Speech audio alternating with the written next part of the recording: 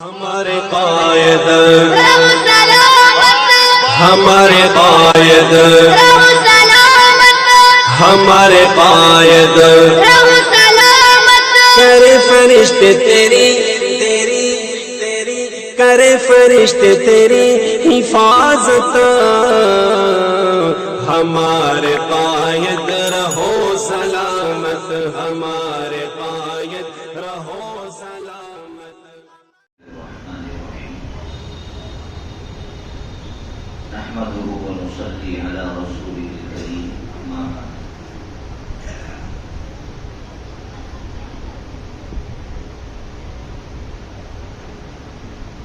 أعوذ بالله من الشيطان الرجيم. بسم الله الرحمن الرحيم. إن الصلاة تنهى عن الفحشاء والمنكر. صدق الله العظيم.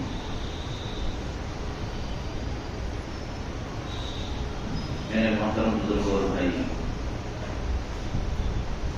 اللہ جل جلالہ و منوالہ جب بھی ہم کو دین کی بات کہنے کی سننے کی توفیق عطا فرمائیں تو کہنے والے کو بھی اور سننے والوں کو بھی عمل کی نیت کر لینی چاہیے. جو کہیں گے جو سنیں گے انشاءاللہ اس پہ ہم عمل کریں. اس لیے کہ جیسی نیت ہوتی ہے اللہ رب العزت بندوں کے ساتھ ویسا ہی معاملہ کرنا. پیارے نبی صلی اللہ علیہ وسلم کا ارشاد، انما للمرء ما نوى. آدمی کو وہی ملتا ہے جس کی وہ نیت کرتا ہے. تو کہنے سننے سے اگر ہماری نیت عمل کی ہوگی تو اللہ پاک ہم کو ضرور عمل کی عطا فرمائے. اور اگر ہماری نیت عمل کی نہیں تو پھر زندگی بھر میں کہتا رہوں گا، سننے والے سنتے رہیں گے، عمل کی توفیق کسی کو نہیں. فضائل اعمال کی تعلیم ہوتی ہے مساجد میں، جماعتوں میں نکل کر، گھروں میں. اس میں مسواک کی حدیث پڑھی جاتی ہے. یہاں کا تو حال مجھے معلوم نہیں کہ ہمارے یہاں میں ساتھیوں سے پوچھتا ہوں کہ مسواک گھر میں کتنے لوگ کرتے ہیں. تو کسی گھر میں کوئی ایک دو نکل آتے ہیں، ورنہ عام طور پر ان کا چلہ بھی لگا ہے. دعوت اور تبلیغ والے میری بات کا کوئی غلط مطلب مت لینا بھائی، میں تبلیغ کا ہی آدمی. لیکن جواب یہ ملتا ہے کہ کوئی ایک ہاتھ دو گھر میں ایک دو کرنے والے. حالانکہ مسواک کی تعلیم ہے مسواک کے بارے میں، اور اس میں یہ بھی بتایا گیا ہے کہ اس میں 70 فائدے، اور سب سے بڑا فائدہ یہ ہے کہ مرتے وقت کلمہ نصیب ہوتا ہے. لیکن عمل کی نیت سے سننے میں نہیں آیا. سنا ہے لیکن نیت عمل کی ہی نہیں تھی، اس لیے مسواک گھروں سے چھوٹا ہوا ہے. عورتیں تو عورتوں کے تصور میں تو یہ کہ ہمیں مسواک کرنا ہی نہیں، اور مرد بھی عورتوں کو لا کے دیتے نہیں کہ یہ صرف آپ کے لیے بھی. تو عمل کی نیت سے سنا نہیں گیا تو برسوں گزر گئے ہیں. جماعتوں میں نکل کر ایک چلے میں فضائل اعمال کی ساری کتابیں ختم کرنے کی اہتمام کیا جاتا ہے. اس کے بعد کتابیں ختم ہونے کے باوجود اور سالانہ چلہ ہر سال لگ رہا ہے، اور ہر سال حدیث کی کتاب ہمارے سامنے پڑھی جا رہی ہے، اور وہ چیز عمل میں نہیں ہے. کیوں؟ نیت نہیں. اس لیے حضرت مولانا علی میاں رحمۃ اللہ علیہ کا ایک ملفوظ ہم نے اپنے بڑوں سے سنا کہ اس امت کو بغیر نیت کے عمل کرنے سے جتنا نقصان ہوا ہے، بری نیت سے عمل کرنے سے نہیں ہوا. بغیر نیت کے ہم نماز بھی بغیر نیت کے پڑھ رہے ہیں، قرآن بھی بغیر نیت کے، تعلیمی حلقوں میں بھی بغیر نیت کے بیٹھ رہے ہیں. تو نیت کر کیے بغیر سارے اعمال ہو رہے ہیں، اس لیے لیے اس کا اثر ظاہر نہیں ہوتا. اس لیے کہنے سننے میں بھی نیت بنا لینی چاہیے. میں تو اس لیے کہتا ہوں، باقاعدہ نیت کرنے کی کوشش کرتا ہوں تاکہ ہمارے اندر عمل آ جائے، ورنہ ہمارا بیان کرنے والا تو وہاں پکڑا جائے گا. تو میں بھی نیت کرتا ہوں انشاءاللہ عمل کروں گا، آپ بھی نیت کرنا انشاءاللہ عمل کریں گے، اور ہر مرتبہ کریں گے انشاءاللہ. اللہ پاک عمل کی توفیق عطا کرے. اللہ رب العزت نے تاثیر کے ساتھ چیزیں بنائی. ہر چیز کا ایک اثر ہے. لیمو اس کا اثر کھٹا پن پیدا کرنا ہے، نمک اس کا اثر ہے، مرچ اس کا اثر ہے نا. اور ہم جب کسی چیز کو استعمال کرتے ہیں تو اس کے اثرات کو بھی تلاش کرتے ہیں. کھچڑو છે એમાં લીંબુ નાખેલો તો ખાટું થયો કે નહીં है ना भाई, चेक करते ही नहीं करते. ऐसे ही मेरे और आपके रब ने जितने आमाल हमें नबी पाक अलैहिस्सलाम की उम्मत को दिए हैं वो उन सब की तासीर के साथ दिए हैं. उन सब की भी तासीर.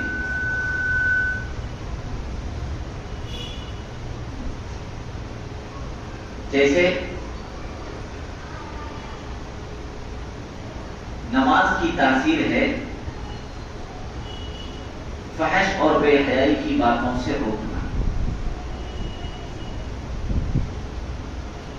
अला बिज़िक्रिल्लाहि तत्मइन्नुल क़ुलूब. अल्लाह के जिक्र की तासीर है दिल का मुतमईन हो जाना. अल्लाह के फैसलों पर,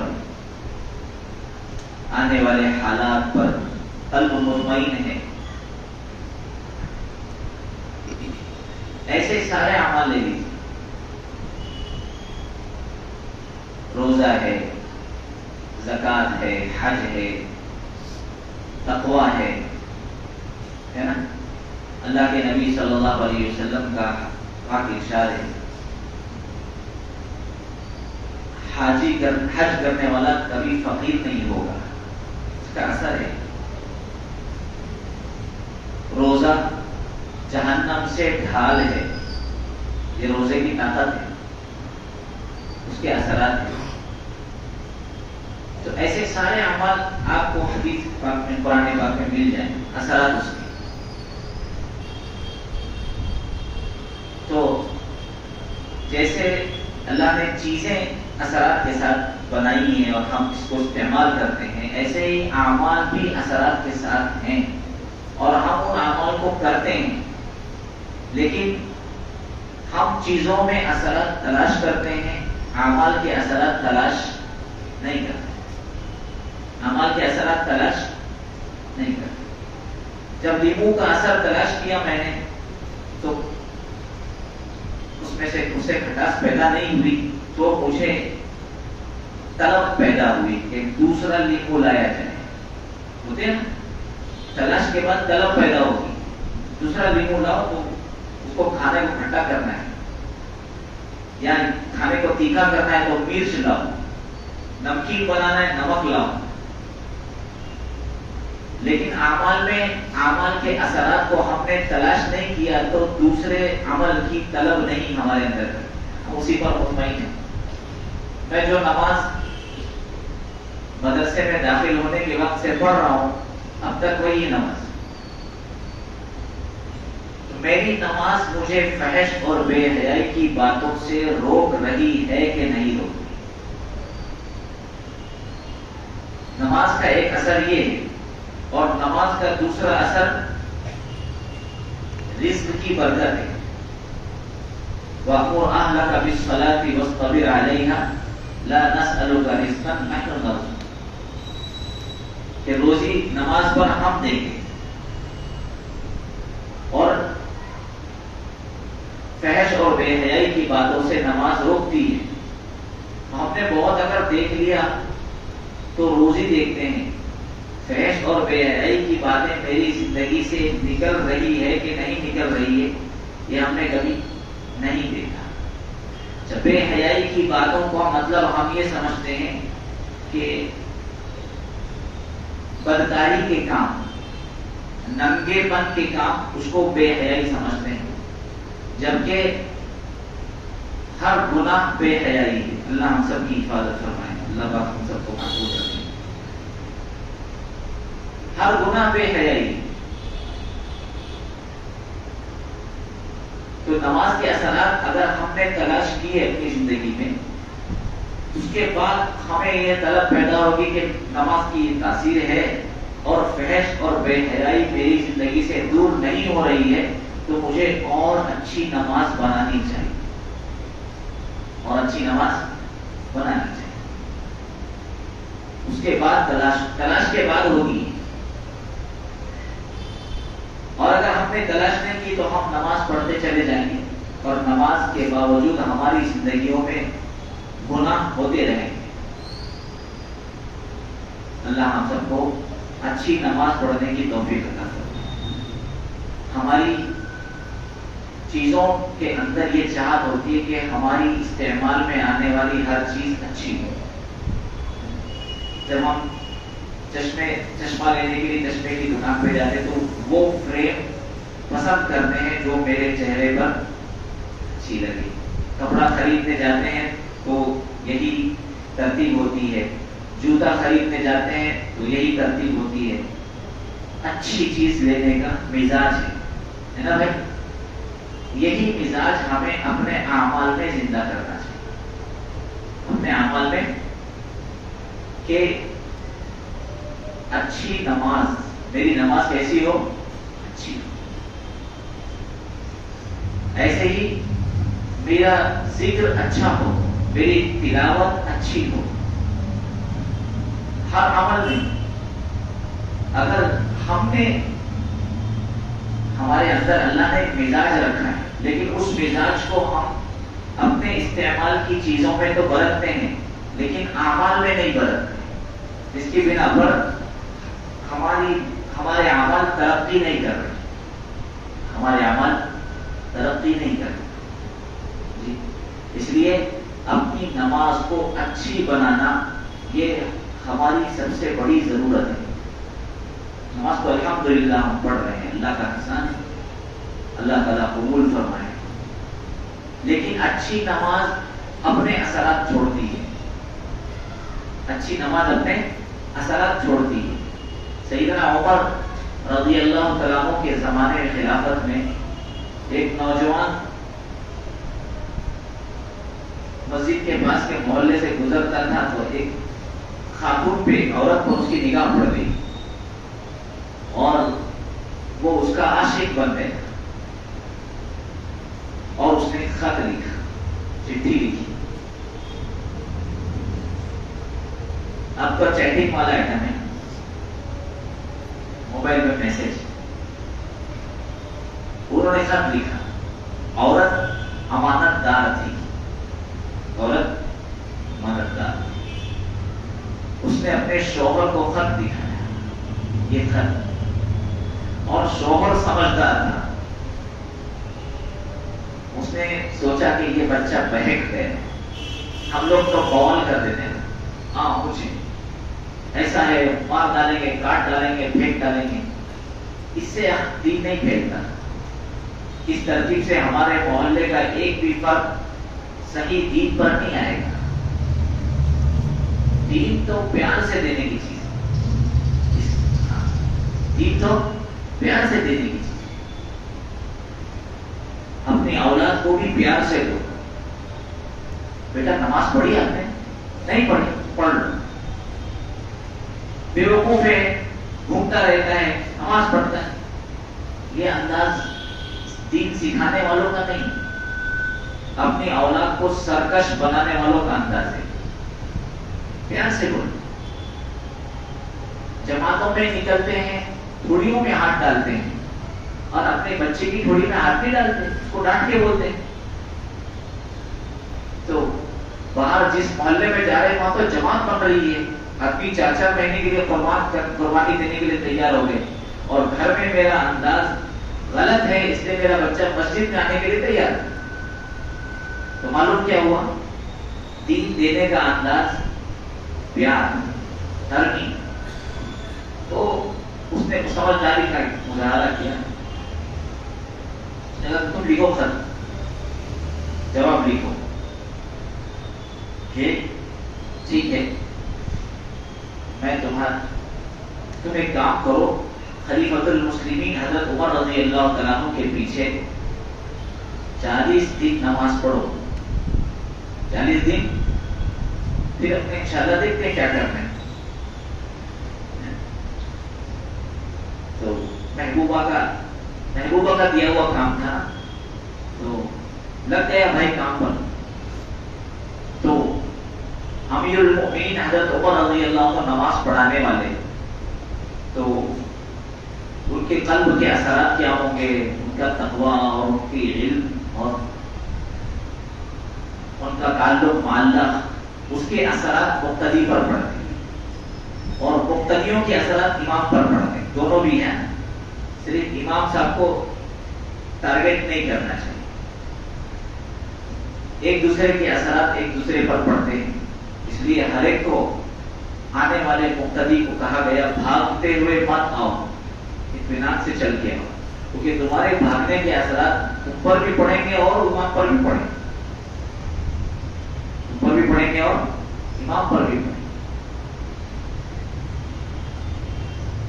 تو اس نے نماز شروع کی, اور جب جیسے جیسے دن گزرتے گئے ویسے ویسے نماز نے اپنا اثر اس پہ دکھانا شروع کیا. پہلے دن چکر لگے معمول کے مطابق, دوسرے دن پھر لگے, کچھ دنوں کے بعد چکر کم ہو گئے, اور تیسرے ہفتے میں آ کر چکر بالکل ختم ہو گئے. اور 40 دن کے بعد اب یہ شرمندہ ہو رہے ہیں. 40 دن یہاں پورے ہو گئے. اس لڑکی کے شوہر نے کہا کہ اب چھت لکھو اور پوچھو کہ کیا ارادہ ہے, اب کیا ارادہ ہے. جب چٹھی اس کے پاس پہنچی تو رونے لگا اور معافی مانگی, کہا کہ میں غلطی پر تھا. میں تو نماز ایسا نماز کا اثر ہے زندگی میں سے بے حیائی کی باتوں کو نکالنے کا. اللہ میرے کو آپ کو صحیح سمجھ عطا فرمائے. ہمارا رب ہمیں ہر جگہ دیکھتا ہے نا, بستر کی چارپائی پر بھی, ہم رات کے وقت موبائل میں کیا کام کر رہے ہیں اور کیا گل کھلا رہے ہیں پتا نہیں ہمارے بازو والوں کو, میری بیوی کو پتا نہیں, میرے بچوں کو پتا نہیں, میرے ماں باپ کو پتا نہیں, لیکن دیکھنے والا اللہ اس وقت اپنی نماز کا امتحان ہے. اپنی نماز کا, اگر میری نماز مجھے اس غلط کام سے نہیں روک رہی ہے تو ہمیں اس کی فکر کرنی چاہیے کہ میری نماز کیا ہو گیا, اچھی بنے, خالص بنے. قرآن تو جھوٹا نہیں, قرآن تو جھوٹا نہیں. ان الصلاۃ تنہی عن الفحشاء, اگر میری زندگی میں جھوٹ کا گناہ ہے, سود کا گناہ ہے, دھوکے کا گناہ ہے, خیانت کا گناہ ہے, قطع رحمی کا گناہ ہے, میراث کا حق میں نے بہنوں کا ادا نہیں کیا وہ گناہ ہے, تو اور میں نمازی ہوں, میں تہجد گزار ہوں, میں حاجی اور میں معتمر ہوں, تو سمجھ لینا چاہیے کہ یہ سب شکلیں ہیں. کیا ہے؟ شکلیں. اور شکل والے اعمال پہاڑوں کے برابر بھی ہو تو اثرات نہیں دکھائیں ہے نا بھائی. شکل والے اعمال, جیسے آپ مرچی کی شکلیں کھا لیں, مرچی کی شکل اب بازار میں بک رہی ہے, ہمارے ہائیبریڈ مرچیاں بک رہی, آپ اس کو کھا لو, وہ تیکھی ذرا بھی نہیں لگے گی جی, ذرا بھی تیکھی. لیکن اصلی مرچ اگر آپ ذرا سی زبان پہ رکھ لیں جی, تو جن کو عادت نہیں ہے ان کے چہرے سے پتہ چل جائے گا کہ یہ اس بندے نے مرچ کھائی, بندے نے آنکھیں پانی نکالے گی, ناک سے پانی نکلے گا, زبان سے سی سی کی آواز نکلے گی, اصلی مرچ نے اپنا اثر دکھایا.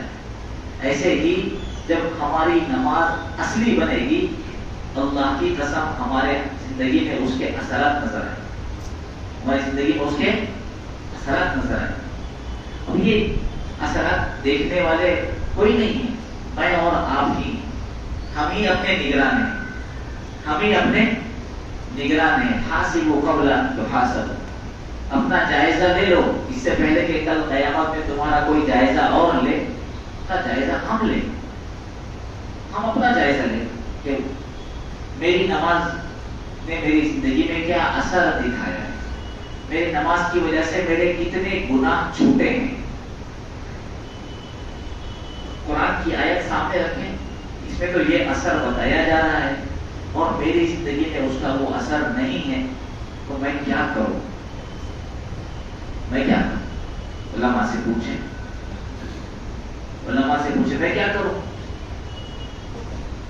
یہ ضروری کرو گے انشاءاللہ۔ اور اس کے علاوہ میرے بزرگوں بھائی، اپنی لقمے کو حلال بنانے کے لیے، لقمہ حلال، کماتے تو حلال ہیں، کماتے حلال کماتے ہیں اور حرام کھانے میں آ جاتا ہے، حلال کماتے ہیں اور حرام کھانے میں آ جاتا ہے۔ اور یہ ایسی چیز ہے، غلط لقمہ ایسی چیز ہے جو قبولیت کے دروازے بند کر دیتے ہیں۔ پیارے نبی صلی اللہ علیہ وسلم کا پاک ارشاد ہے، بہت سارے ایک آدمی پراگندہ بال بکھرے ہوئے ہیں، پریشان حال ہے، اور سفر میں بھی یہ تینوں کیفیات جو ہے وہ قبولیت کی کیفیت۔ اما یجیب المضطر اذا دعا، تو پریشان حال کی دعا اللہ قبول کرتے ہیں، مسافر کی دعا اللہ قبول کرتے ہیں، تو کیفیات قبولیت کی ہے، اور ہاتھ اٹھا کر یا رب کہہ رہا ہے، لیکن ملبسہ حرام، کپڑا حرام پہنا ہے، مطعمہ حرام، کھانا لقمہ اس کا حرام، فأنا یستجاب لہ، اس کی دعا کیسے قبول ہو؟ ایسا آدمی جس کا لقمہ خراب ہے، وہ بیت اللہ میں جائے گا، پردہ پکڑے گا، کعبے بیت اللہ کا پردہ پکڑ کر دعا مانگے گا، ہوگی قبول؟ حضرت مولانا یعقوب صاحب نانوتوی رحمۃ اللہ علیہ، یہ دارالعلوم دیوبند کے بنیادی اساتذہ ہیں، بڑے بڑے علماء کے استاد ہیں،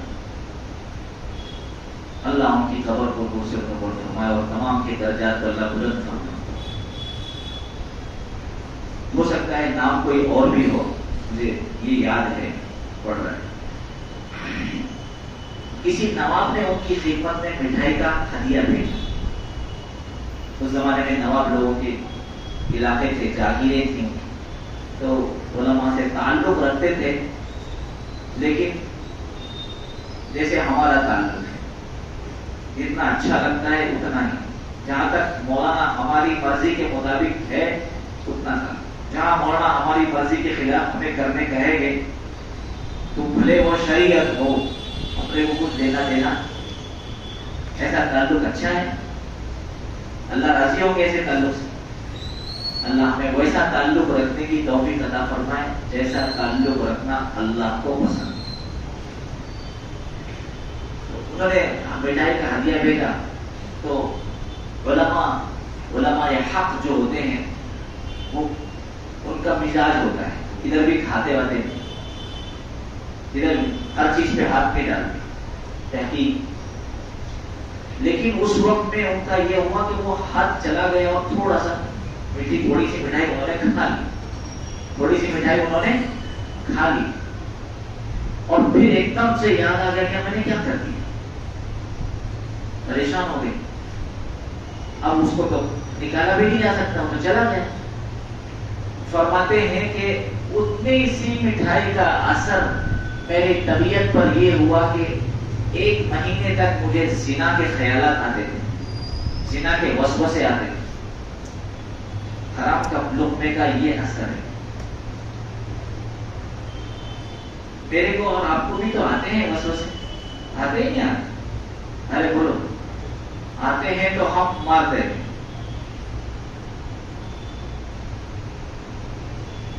آتے ہیں تو ہم مرد ہیں اور ہم نہیں آتے تو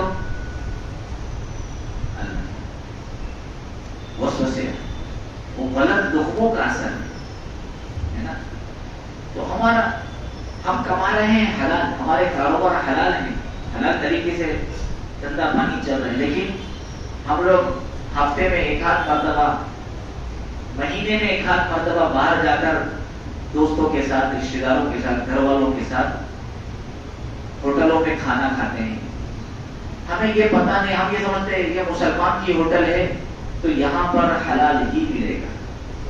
اور ہم، اللہ میرے کو آپ کو معاف فرما دے، ہم لوگ حلال اس کو سمجھتے ہیں جو 4 رگ کاٹ کے ذبح کیا گیا، جھٹکا نہیں ہے، 4 رگ کٹی ہے، اس کو حلال کہتے ہیں.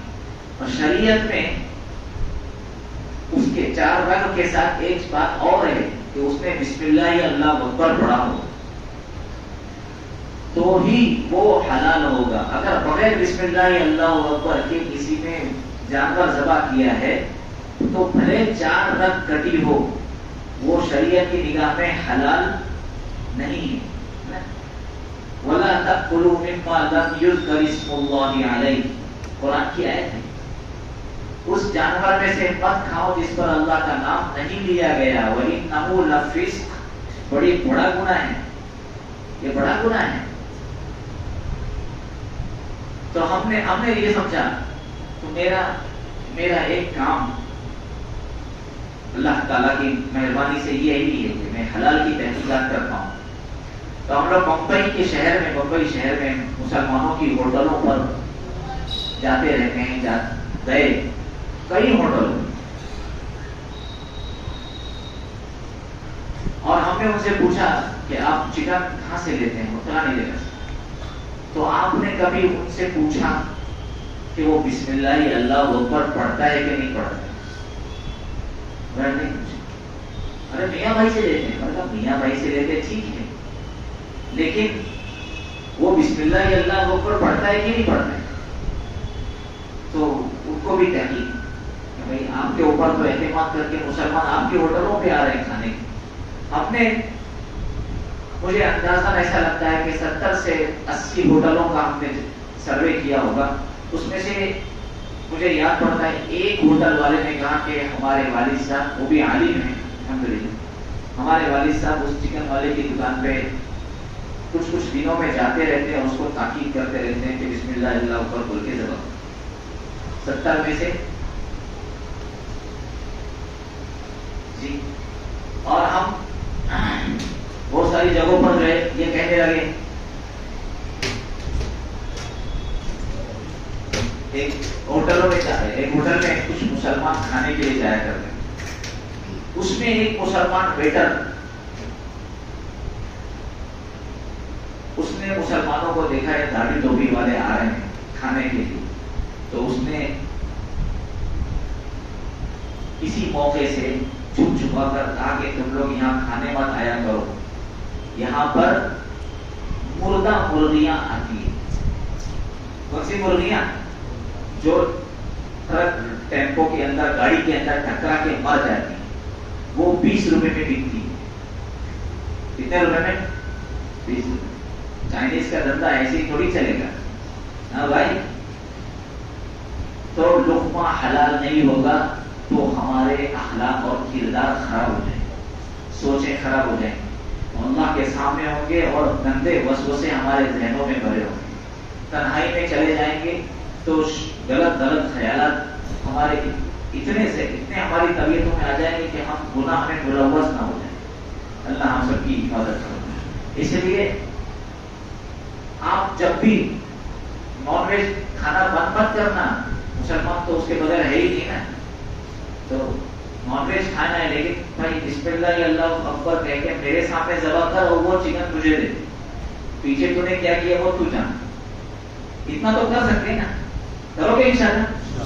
ہاں. اور اس کے بعد آپ اپنی دعا کی قبولیت دیکھیے گا اور اس کے بعد آپ اپنی نماز میں اطمینان دیکھیے گا. اگر یہ 2 کام ہم نے کر لیے نا انشاءاللہ، لقمہ حلال رکھنے کی فکر کیجئے. آپ ایک صحابی نے عرض کیا یا رسول اللہ صلی اللہ علیہ وسلم، میں چاہتا ہوں کہ میری ہر دعا قبول ہو جائے، میں مستجاب الدعا بن جاؤں. فرمایا تو لقمہ حلال کر لے تیری دعا قبول ہو جائے. کرو گے انشاءاللہ؟ ہم کتنا رو کے مانگ رہے اللہ امت کے حالات درست کر دے، امت کے حالات درست کر دے.